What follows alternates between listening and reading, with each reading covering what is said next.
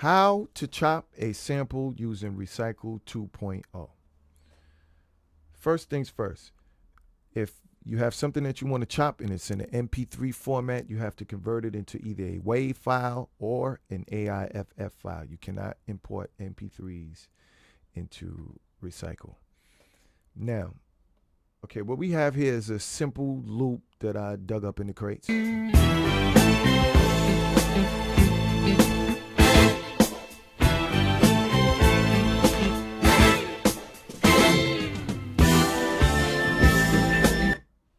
Yeah, all right.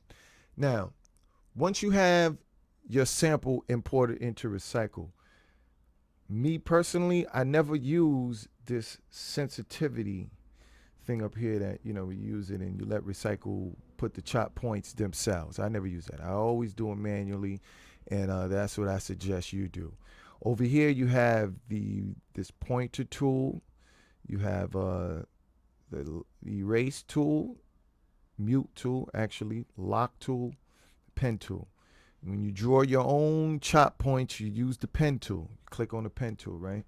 First, what I usually do is you come down here, you see this little blue arrow down here where it says ready, and you stretch out the sample so you can see the points where you want to chop a little clearer. Because the key to chopping is that you want to chop every beat that's in the sample.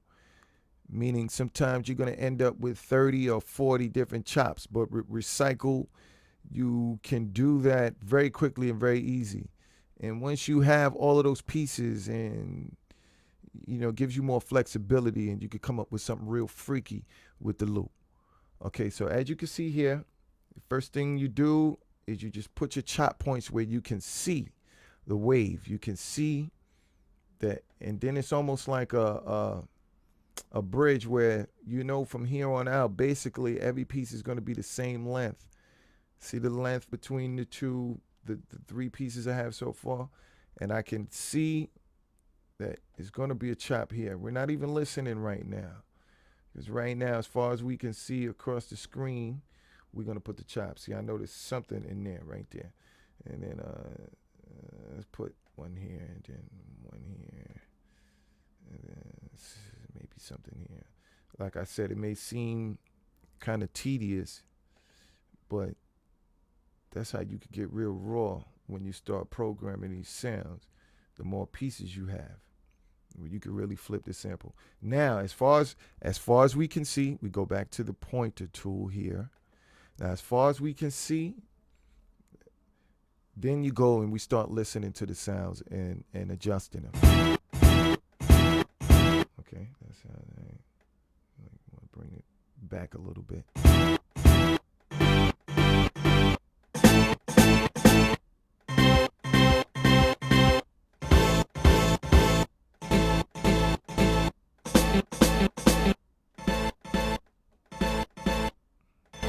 Okay, see, we may not need this one right here. Let me back it up a little bit and listen to this one. What's going on here? Okay, see, you hear there's a hi-hat in there. We want to chop from the hi-hat, from the snare to the hi-hat. Move it up a little bit.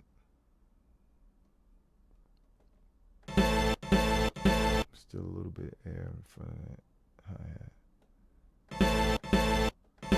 Okay, we don't need one of these. Get rid of that. Delete. When you want to get rid of a point, you click on it so that it darkens. Then you hit delete, and it's gone.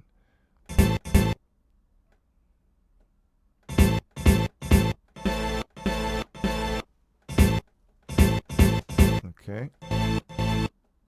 See, since there's no hi-hat or anything in this piece right here. Oh, there is one. It's back here. See, as you can see, I'm chopping every beat, kind of like 16th. 1, 2, 3, 4, 5, 6. Yeah, like every 16th, I'm chopping it.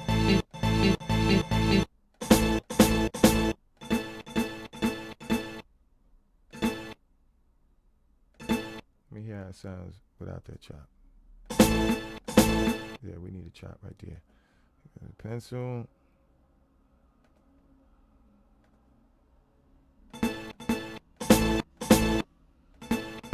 Okay, so then you come down here, slide over,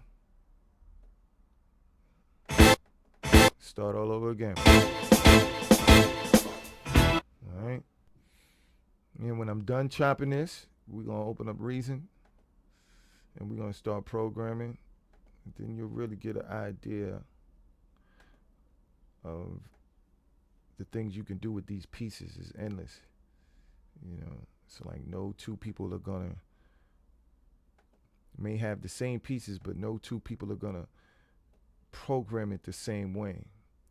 You know, I can give 20 people this Rex file when I'm done with it, and they all gonna make a different beat with this one loop and these chops. It'll probably be about maybe 30 or 40 chops, if not more, by the time we're done. That's the whole art and beauty of sampling. So basically, you keep doing this all the way down until you have the sample chopped. Now, once you have your sample chopped and you have all your pieces where you want them, you can come back down here to this blue arrow at the bottom, the left bottom corner, and slide it back up to where you can see the whole sample now.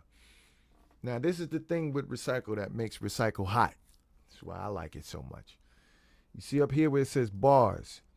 You can basically put anything, you know, as far as I've known. I've been using this for a very long time now, and I have yet to figure out what difference does it make. So whatever you choose, you know, let's put 8 bars here. 8 bars, hit return or enter. Then you see this looks like a playback button and stop. The very first button right here, it's called the toggle, preview toggle, right? You click that button in. See what that button does is it opens up these categories down here, and you have a bunch of things. You see these buttons, these are effects that you could add to the loop. And when you hit the arrow here, it gives you a selection. As you can see, no stretch, fake backwards, tighten up, even tighter, which you would probably use if you're chopping drums. And the one in the middle, which I rarely use, but it's just different effects. And then you come down here, you can drum clean up, ultra low boost, bass remove.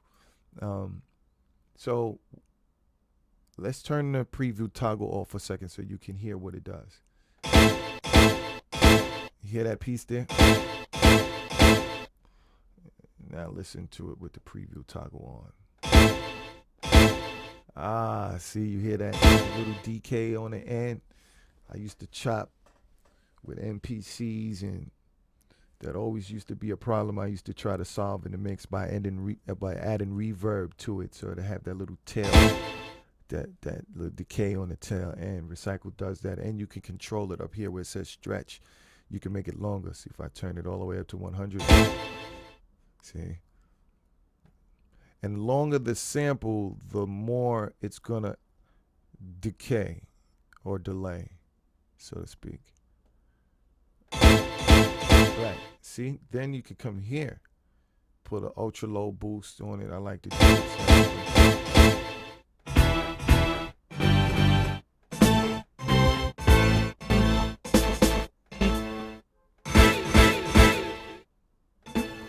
There you have it. It's quite simple. Then when you're done, you come over here, excuse me, save as, and save it to wherever you want it to go.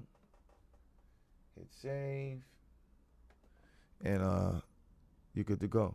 Then you'll have a Rex file of whatever you named, and the Rex file is what we're going to use to import into Reason 4.0.